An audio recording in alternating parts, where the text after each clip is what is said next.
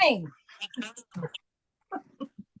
So as we were chatting before I started here, the class goes a lot smoother and we have more fun if your fabrics are prepped in advance. When I teach it at a shop and all the supplies are right there and it's a smaller group, it makes sense to do that if we need to. But honestly, the way people come in with yards and yards and yards of fabric and it's not even cut or prepared to be fused, cut into a lot of time. So this is an experiment to try this hour time. You may not need that much to prep your fabrics in advance, to make sure you're doing it right, to make sure you feel comfortable with the fusing process because it may be new to you. So I am going to switch over to my other camera. That may be a problem, Annie. It's not a problem. Cool. Okay. However, we don't need to see the side of my face. So let me go into this one and take the I don't know if I can. Okay, never mind. You'll just be looking at the side of my face on there. So now let's see. Can you see my hands? Yeah, you can see my hands. All right. What I've got is a nice pile of potential fabrics. This is kind of like you're getting ready to paint a picture and you don't know exactly what colors you are going to use, but you want a bunch of them ready. So you happen to have 1,000 tubes of paint. And instead of taking all 1,000 fabrics out, you're going to pick some of them and take it with you in your suitcase on this magical ride and make a lovely collage out of whatever you brought. And if it doesn't work out, if you need something else, you got a classroom full of people with stuff and everybody's going to share. And I always bring a bag of stuff anyway as well that somehow sometimes magically finds itself on your table because it looks like it belongs on your table. But let's just start with a way to organize how this works. What I've got here is my roll of 20. This is 24. This one's 24-inch wide. If it's 18-inch wide, that's okay too. This is my roll of steam seam. I'm right-handed, so I keep it over on my left so that I can work only on a manageable part of the steam seam at a time. For this process, you want a dry iron. This is not the formal fusing that we're going to be doing. This is simply, oops, why is it doing that? Sorry. This is preparing your fabrics by having a fusible on the back so that you can cut things out and have a nice working pile of crayons, paints, in our case, cut motifs that you can play with during class. So to start with, it does not matter which side you fuse it on. These are just simply literally 2 pieces of parchment paper that they have put on either side of the sticky stuff. Let me try to move my camera down this way a little bit. Maybe that's better. If you weren't here for our little chatter before, something changed in the orientation of my camera since my practice yesterday and we couldn't figure it out. So here you go. All right. So all I'm going to do to start with, burning is gone. Peel back a little bit of this paper.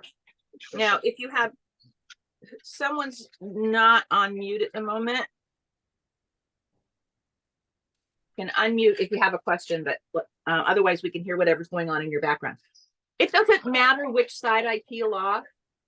I tend to keep the gridded side on and on the bottom, but it does not matter. Whatever side peels off easiest, that's the one you're going to start with.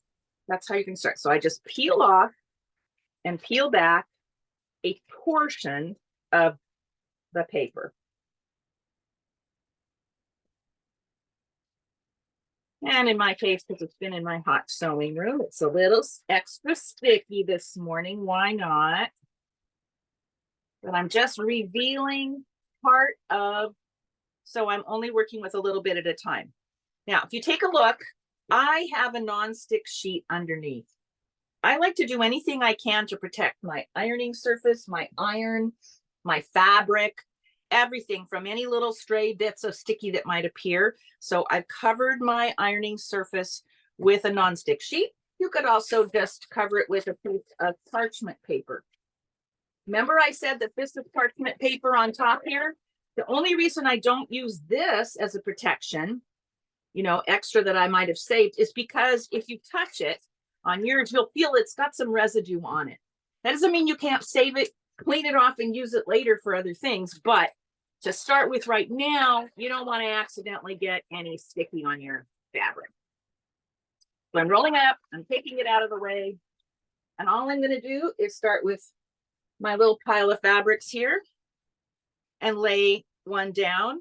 I try to use economy of paper. In this case, it does have a selvage edge, but I like that selvage edge. I might want to use that. If I didn't want to use it, I would lay it off the edge so I wouldn't waste my fusible, but I might want to use it. So I'm going to just put it right on the paper.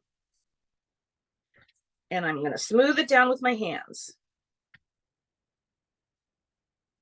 And then I'm going to take another piece of fabric and butt it right up against that one.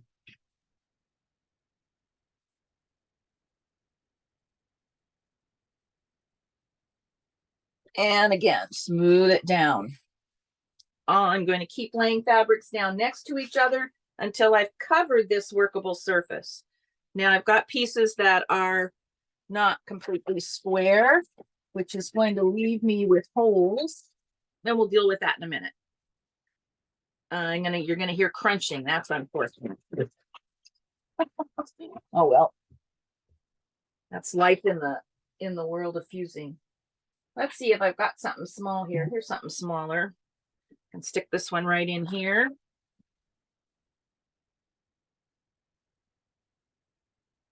And maybe one more. Another small one. I've tried to get a good variety of, I like a lot of color. I've picked fabrics with different scales and values of light and dark, because like any quilt, you need that variety to make it sing. Now, this is a good amount of fabric on here. So I've got a couple of issues. First, I have a little place where it's overlapped. Where it's overlapped, that's something's not going to get stuck. So I'll take care of that in a second. But the first thing I want to do is cut this piece off so I'm only dealing with this one piece and not the whole roll. To do that, I'm using paper scissors, not my good sewing shears. They will get a little sticky. We'll talk about how to fix that. And I'm just going to start by cutting next to my fusible. And I'm going to waste a little and save it. Okay, now I can take the roll out of the way. You see I've got this channel here. If I have some really skinny pieces right now, I would lay some more down, but I don't right now. So what I'm going to do is come over here and just cut this away. Oh, I should have put my phone on Do Not Disturb. Well, Mary, I could still do that.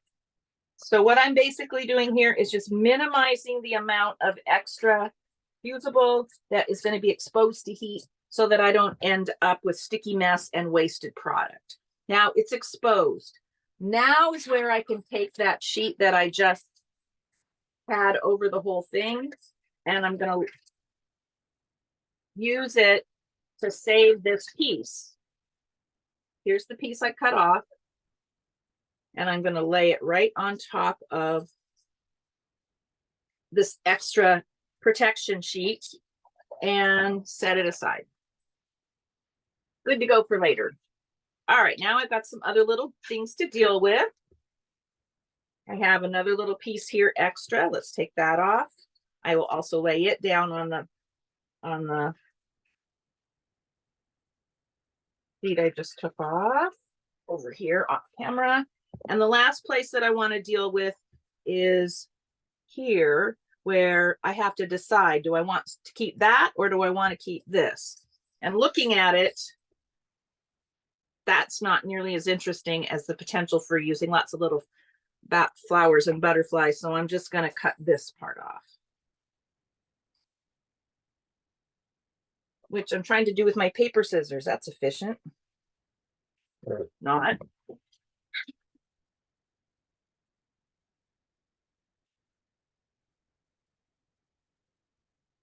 Okay, and I'm going to smooth it down.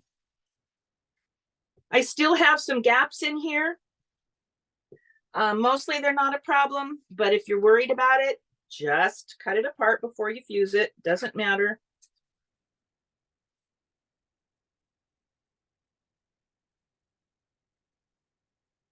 Okay.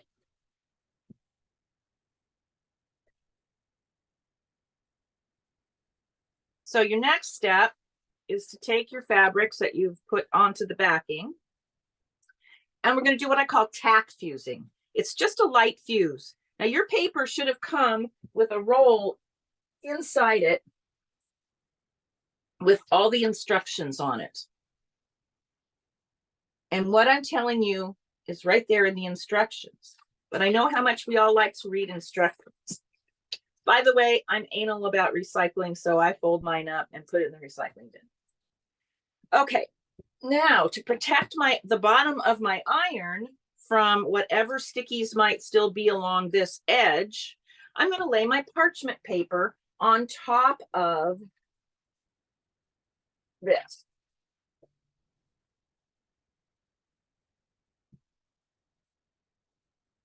For this step, you want a dry iron.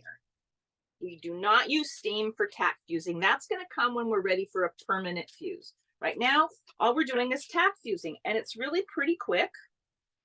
I have my iron on the highest setting, like I do always for cotton, and I'm just slowly moving my iron across the surface of the fabrics. I have a question. Yeah. What side of the parchment paper are you putting down on the fabric? It doesn't matter. With freezer paper, it matters. With parchment paper, it doesn't. They're the same on both sides. Good question. Okay. Now, two things. Where you can see the white there, was sticky. So it may be sticky now. So the first thing I do is turn it over. I'm going to take this hot piece, which needs to cool before I test the fuse, and get it off of the hot ironing surface. In class, you can do whatever you want with it. At home, I have a tile floor, so I throw it on my tile floor to let it cool. But what I want to do before I use this again is take a piece of paper towel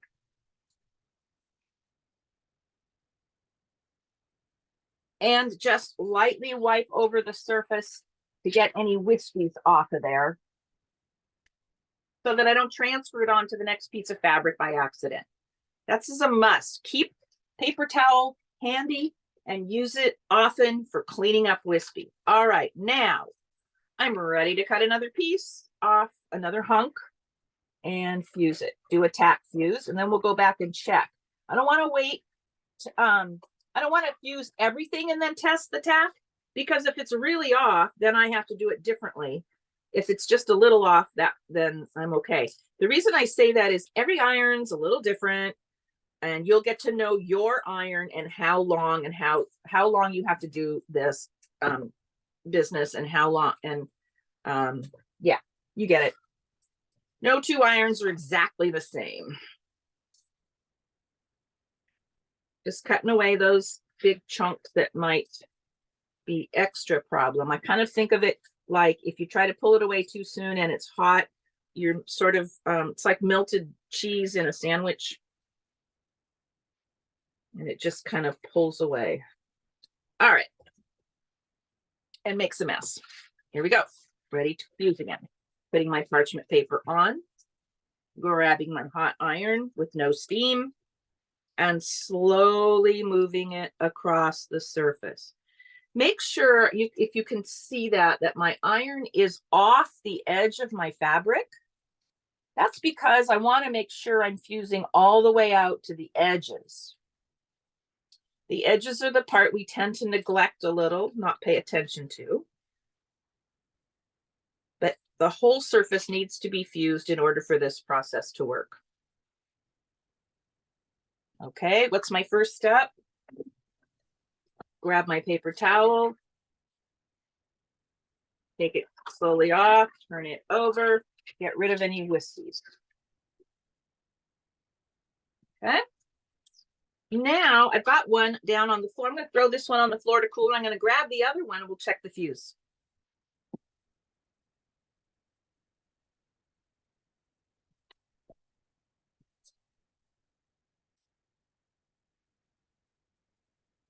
I'm just going to come to one corner and peel. And I did not let this stay long enough. So it's a good thing I checked. There's no fusible at all on my fabric. And this is still perfectly intact. I'm going to check it one more place just to see if I messed up that corner alone or whether it's everywhere. Oh, yeah. So if it's hard to peel off, all you have to do is fold a corner and crease it. And that will help you peel. And in fact, nothing. Okay, so we do it again. So now I know I need to move a little more slowly on this with this iron and this fabric. For whatever reason, this morning, it's not acting like it has for any other time in the 30 years that I've been fusing. Isn't that the way?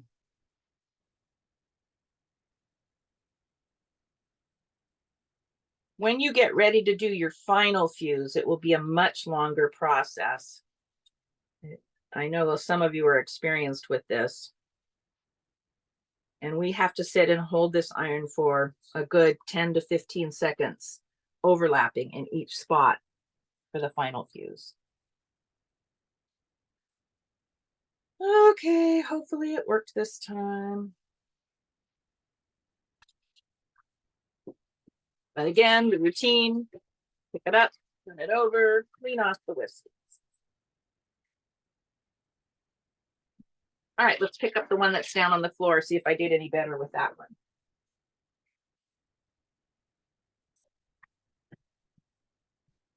So one of the things that makes it hard to tell, which I didn't do, if there is extra fusible off the edge like that, that is going to pull against whatever might actually be fused. So I'm going to cut off a little bit of this piece of fabric,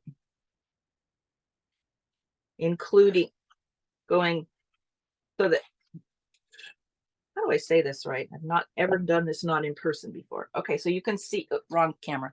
There's a little bit of the fabric still on there. Can you even tell at all? And now when I go to peel it, let's see what happens. You can also just drag a pin off the edge, along the edge, and that will cut the backing. Okay, come on. There we go. Okay, now it's correct. Now when I look, this paper is clean. The backing paper is clean. Nice and smooth, and this is sticky. Now I'm not going to peel it off now though. I need that backing paper to stay on there because when I'm cutting things out, the paper keeps it from, makes it so that you can cut. Otherwise you just have a big sticky floppy mess. It's going to stick to itself and stick to your scissors. So what you're doing here is just creating a pile of your paint box to use later. I'm going to cut those apart and set them aside, and they are ready to roll when I'm ready to start cutting. Let's grab this one again, see whether I did better. Just check it. Once you've got it checked, a couple of them, you probably don't have to check them again. You'll just check them right before you go to fuse, right before you go to play with the fabric. Okay. And we've got that same problem where because I have an edge of fusible, it's playing games. So I'm just cutting it off, and giving me an edge that has only fabric and no fusible showing to test my fuse. Peel it away. And this time it's worked. This is nice and smooth and clean. And this is tacky like it's supposed to be. Okay, that is the basics of what we need to do for all of your fabrics. Anybody have any questions so far? I don't have a full camera view, so I can't see raised hands. If you want to say something, just say it. Yeah, so just unmute yourself if you have a question.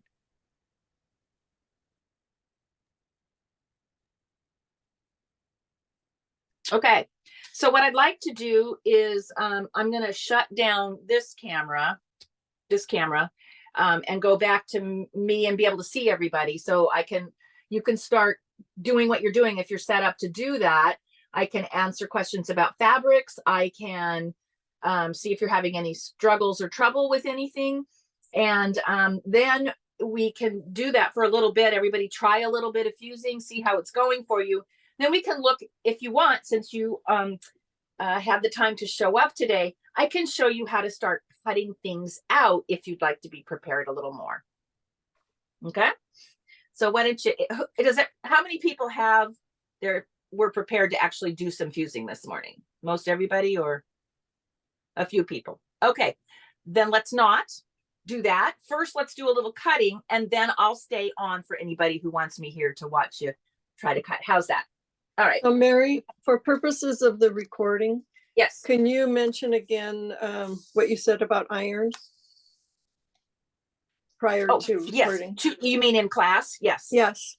So hopefully you need to come to class with everything pre-fused. However, we know that you're going to make some design change decisions while you're there. Something may not be quite fused, or you may get far enough along. You want to fuse a few more things that are going to end up being your background or little fun motifs. So we will have some ironing boards and some irons in the classroom so that you'll be able to do that. You do not need to bring one. I'd rather you have the workspace at your table to make a nice, big, glorious, messy confusion of collage and not have to worry about the pressing space. But you do need to bring your your nonstick mat. That's a must because you're going to need it. You're going to be working on it. That's why we asked you to get an oversized one, if you could. If not, a big roll of your parchment paper. The way this is going to work, you'll have your background, why can I never think of what that stuff is called? This is like the biggest brain fart in the world. Patternies? Patternies? Why is that so hard? You're going to have your big piece of patternies. It'll be on top of your pattern. So you need to take another way to help set up in advance. Take a nice big dark Sharpie marker and draw the lines that you see on your pattern, because it's going to be underneath your work surface and you'll be able to see it through. You can also take a pencil and then trace it onto your patternies.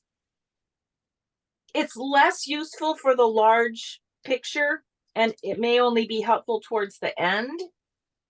Because what's really going to happen is we're going to be putting the major pieces are going to go right on top of your pressing sheet with the pattern underneath it. And we're going to put the whole beautiful major parts of your collage together. And then we're going to fuse it and it's going to peel off that pressing sheet when you're done. And then it will go on to the background with all your background pieces. Does that make sense? Mary, so you're not putting it on the pattern ease? Not to start with. So you're going to be putting it on a pressing sheet. Yes. But then the whole thing. Okay, let me qualify that. If you are, sorry, I got friends commenting about the current headlines in the world news. If you are doing one piece of fabric in your background, then you can work on that. You'll transfer it to that. But if you are doing a collaged background, the collage, all of it is going to go onto the pattern ease when we're ready. And then that's your quilt. It will be included in your quilt. Okay, so, but if you're doing a solid background, then you're going to build it on the, whether you're doing a solid background or a piece, a collage background, you're still going to work with your main collage item. Is the animal is going to be on the pressing sheet. So I have a question. I'm a little Yep. confused. First, we put the pattern, then we put the patternese, then we put the pressing sheet. And So then to start with, collage. you don't need the patternese to start with it. To start with, you will need it when we're ready to start the background. And we don't need the pattern either in the beginning. You have to have the pattern. You're going to want just bring your whole pattern with you. You're going to Okay. want the pattern and darkened lines to be able to see through your pressing sheet to that. So then we put the pattern and the pressing sheet. Yes. Number And one, what I like to do, second, then pressing sheet, then collage stuff. right. And what I like to do is have my patternese with me as well, whether I have a pieced background or a whole cloth background, because that white patternese helps the lines of the pattern show up if the tables are colored. And I don't know whether these are dark tables or whether they're beige, but having that white patternese first on the table, then your pattern with its darkened lines, and then your pressing sheet gives you the perfect foundation. Okay, thank you. That's good. Yeah. Okay. So Mary, let's talk. Mary, I have a question. Yes. On the one I'm gonna do is the dressmaker form, and that is a very large the body part is very large. Right. But by looking at the pattern, it looks like it's possibly not all the same color. Is it pieced, or is it like all black and then it's covered with the collage? The body form. You're going to work on the main part of the body in class, the top part, and not worry about the wire part at the bottom until later. No, I understand that. I'm asking about that body form only. Is it Okay. pieced, or is that one piece? That is always personal preference. There are more Okay. than one way to skin this cat. And you can start with one big piece of fabric that you roughly cut out into the shape of your whole thing, and then lay stuff on top of it. But just be mindful that that's going to give you a lot of layers to have to sew through and deal with and True. fuse together. True. Most people, mostly the patterns that I suggested, I did that because you can just take multiple things that you cut out and collage them together to create your shape. Got it. Thank you. And Ma'am, remember that the pattern is a guideline only. Your pattern may be slightly different. It's okay. If it goes over the lines, all mo better. So it's just a guideline. Yeah, Annette. You're muted. Okay, this is my pattern. Yes. I'm supposed to darken the lines. Yeah, with a Sharpie marker. It just needs to be dark enough to be able to see it through your pressing sheet. Okay. And Okay. then with the ease part, what is that? The pattern ease? I don't put no markings on that, right? No, this is okay. So over the years, she has changed the way she does things. Every time she comes out with a new group of patterns, she's changes. If you go back to her beginning patterns, they're completely different. You start by working on a piece of voile. And so her basic premise of the way of the technique of the technicalities of the construction of cutting and layering and all of that are the same. But when it comes to how best to get your final quilt all put together and the background, that keeps changing. So her current idea came from, I think, because she was doing these tiny quilts with lots of intricate detail, and she was fusing it all down and letting it cool, and then you peel it off one big sticker and you put it on your background. Well, that's great because the pressing sheets are small enough to do it. Now she's suggesting that we do that same technique, but with our bigger quilts. Okay, so it's a little bit more engineering stress, but the end result is great. And there's more than one way to do it. So, but yeah, the technique at this point is we're not going to put anything on the patternese right now. Okay, so all the thing I have to have for class is my fabric prepped and darken the lines on the pattern. That's the only two things I need to do. Yes, bring your patternese, yeah, bring what's on the supply list, but Yeah, but I'm just saying to have it prepped is the darken the lines and my fabric. correct. And if you Okay. want to take some time to cut some things, great. But if you don't have time, I'm allowing that. There's allowance for that in class. Yeah. Okay. Mary, Yeah. you may want to send out an email because I was still of the impression that I was tracing my pattern onto the patternees Okay. and not, doing it the other way. There's no problem tracing it on there with a pencil don't because want you're still going to need it for placement. Oh, Eventually you may want it for placement because as you start covering things up, yeah, it's okay to do it. There's nothing wrong with doing it. It's not going to hurt you to do it. okay. Well, then that's fine then. Yeah, I- I don't want to confuse people too much, but yeah. All right. Things changed once I talked to Trish, Trish. who went to Laura Heine's class. I looked into it years ago to become a certified teacher, but I realized very quickly it's really meant for shop owners who are going to kit things. That's the main thing. And they worked on a smaller pattern but they did it all pre-fused, and it really is the best way to go. It's just a little more logistically. Most people don't have a giant oversized pressing sheet, but that's okay. You could use, like I said, you can use parchment paper. Okay. So let's talk about cutting motifs out. The really important thing is to have, I can't see myself anymore because I went to a different page and it's confusing me. There we go. All right. Is to have those scissors that have the micro serrated edge. So like little sawtooth, they're because they really grip the fabric. And especially with this pattern, with the sticky stuff and everything, if you don't have these, it's not a deal breaker, but I'm just saying it's worth the investment. I use them all over my sewing room now for all my small anythings for trimming, threads, for anything. I find them so much easier to work with than scissors with just a plain sharp edge. Okay. Let me show you. Of course, I didn't well, this will kind of work. Okay. So here's a piece of fabric that we have already fused. No, it's still asking me about audio, but I have the audio on my little one.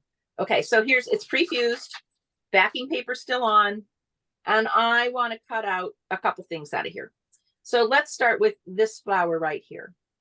Now, I don't want to have to mess with this whole giant piece of fabric just to get that one piece because it gets in my way as I'm turning things. So my first step is to just isolate it a little bit. Oh, maybe I should go back to the other camera, Annie, because then I can work down here instead of up high. There we go. Is it too far away? Should I move? Oh, thank you. Okay. So I am starting by just doing what I call a rough cut. I'm isolating this flower from the background so that I can work with it more easily. Notice I'm not cutting it right on the lines. I'm just rough cutting. Okay. Now I want to be able to turn the paper, not the scissors, in this case, the fabric, but I'm turning, you may have heard that before from people doing fussy cutting of all kinds. Turn the fabric, not the scissors. It saves wear and tear on my hands and it's more accurate. So here's how I'm going to start. I do want to leave a little bit of the background. I'm not going to cut right on the edge for this example. For one thing, all these things on your collage are going to be right next to each other. And you don't want any gaps underneath. We can slip little pieces of fabric under there, but it's also nice if you already have a little bit extra around all these pieces. If things are butted up close to each other and not overlapped very much for the effect you want, you've already got some built-in background that's going to fill those gaps. So here we go. So I put it right at the end, at the V here, and I'm trying to keep my hand as loose as I can, and I'm just barely moving my scissor blades. I am turning the fabric. I can always cut more off if I don't like it when it comes time for the final placement, but right now I'm making it so I have a better chance of filling little gaps. And also sometimes when you cut off that edge, it really kind of destroys the image you loved so much, because part of what made it so wonderful was whatever the background was, whatever it was sitting on was enhancing it. So just wiggling the fabric and turning it instead of my scissors. My hand is hardly moving at all, which is so nice for my getting arthritic hands.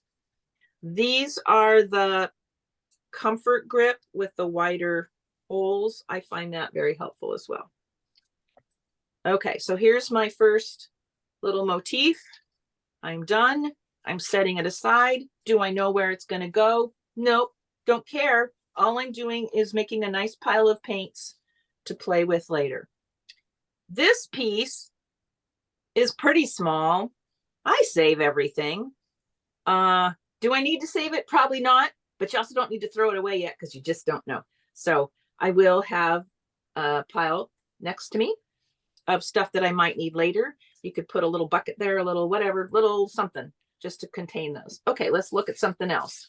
Maybe I want to cut something out that is going to have to occupy more space or be connected to each other somehow. Okay, like here. So I kind of like this flower and I like its leaves, and maybe I'll even go right on into that one and gap some of those too. So I don't have to just cut out an individual flower. And in this case, it's pretty much half of the doodah. So let's, again, isolate. So I'm not having to deal with the whole thing.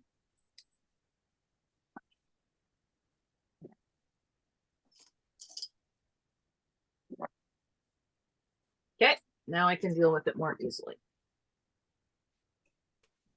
And again, I'm leaving a little bit of border and I'm just wiggling the fabric.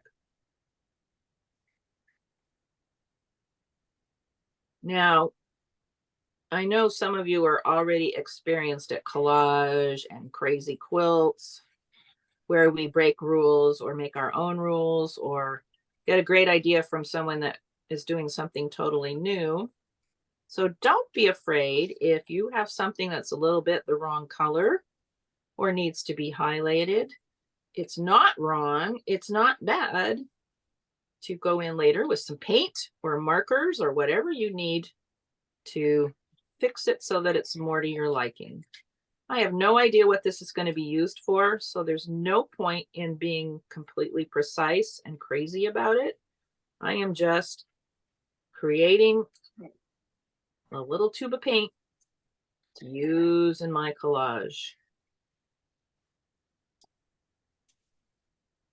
I don't know, but can you see how little movement I'm having to do with my hands? I'm really saving my hands, and I'm also consciously telling myself to relax my hand. There we go. Another piece I can use. And that's all there is to it. Whether it's, I'm going to dump some and save some. You're going to find too that all these little, you're going to create lots of scraps. So do bring something to put your scraps in, and do bring something to contain these, some little baskets, some little whatever you need. How about something that's a little more precise? Okay, so here I have these leaves. Now I have not fused this, but you can see on here I've got things like butterflies in a couple of different colors, and you have all these intricate tiny little, let me see if I get it, whether the can, there we go. Can you see how there's this tiny little dots that are part of the butterfly body, and there's tiny little feelers up here? So none of those are going to be seen close unless you're staring really close up, but I wouldn't get rid of them. I would just cut a big chunk of the background around it and decide later when I'm going to use it, whether I don't need it. It might even be covered up with something else. I just wouldn't worry about the intricacies of it at all. Just make a nice big basic cut around it, and you have it to use and to then hone in when you're ready to complete your picture. Okay, does anybody have any fabrics that they aren't sure what to do with, or aren't sure if they're appropriate, or wonder, just have questions about that you'd like to share? Mary, I have some fabrics. I don't have them right here, but I have fabrics that there's maybe like some flowers and then there's like a truck. Do those sort of go together? Because you're making this up as you go along, and you're going to keep saying what if, which I know you know how to do, Jana. Yeah, bring the dang truck. I like to hide all kinds of stuff in mine. If I think in the handout that went with everything, you can, if you dig around in that fox's tail, there's all kinds of things in there, little hedgehogs and little birds, but why not a truck? Why not a truck? And maybe the truck is just in there and he's sort of camouflage, and it's a little nice thing for someone to discover when they look closely. Thanks. Yep. I will be bringing, as I said, I have a whole bunch of stuff that's already either pre-fused or ready to go. And a lot of things that have like little bugs, little trees, little fish, little whatever. And I kind of bring those, and I just ask people not to be, not to take too much, but to help yourself to some little things that you might want to add into your quilt that We also, delights me and I. We always have more than we can use anyway. do we need to worry too much about the colors matching? Nope, the more the merrier. Yeah. You can think strategy wise if you think that you want to move from light to dark or from one color into another. But for the most part, to me, I want contrast. If I have legs that are like on the dog, for instance, those legs are this way and there's a body in between and there's a haunch back here. And if everything's too much mishmash, if I don't have some contrast of either color, value, or scale, I'll never see the legs. It'll just be a dog head and a dog body. So those are the kinds of things you'll want to think about when it comes time to placement. How am I going to make the features stand out? How am I going to show that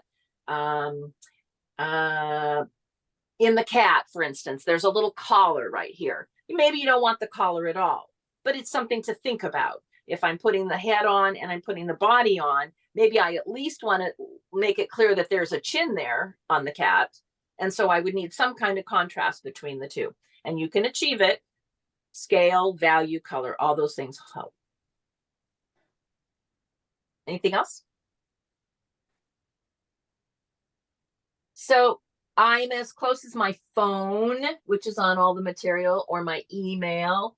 I'm headed to retreat. I get to go up to Temecula to Vina with, I have a mixed media group of art buddies that goes every year. And believe me, they do everything.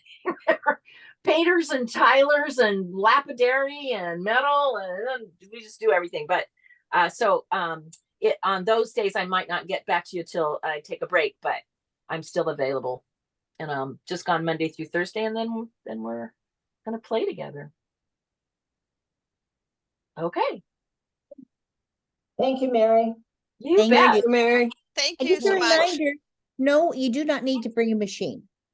No Do not bring machines. sewing machines. No.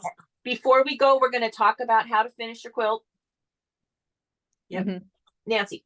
I have a rather larger pattern. You okayed it already, but I'm thinking I'll transfer it on the patternese so that it will, if it hangs over the edge, the paper would be kind of bulky. I mean, can I? Sure. I thought I'd just transfer it on the patternese and make it more flexible. Sure. Which pattern? It's the llama. Oh, yeah. Oh, I've forgotten how big that one is. Yeah. Sure. Okay. All right. So transfer your pattern to the pattern easy, just use a pencil. Yes. And the reason is we discovered, she used to say, do it with a Sharpie marker. And along the way, we discovered that if you're using light colored fabrics around the edges, sometimes it telegraphs through. Okay. Yeah. Yeah. So a pencil Okay. works better. Yeah. Okay. Oops. Something just fell on the floor. There's a big surprise. It's joining all kinds of friends down there. Okay, well, I'm really looking forward to class. And again, I don't mind questions at all. Not only first of all, I've been doing this for 40 years, the teaching part. And it's my guild for goodness sake. So just, yeah, call me. I don't care. What Okay. else? Anything? That's it. Okay. Sounds good. Great. I look forward to seeing you. If you're coming to the meeting next week, I look forward to talking about ways to finish your quilts besides bindings. And otherwise, I'll see you in class on what time do we meet? Saturday morning, Sunday morning? Not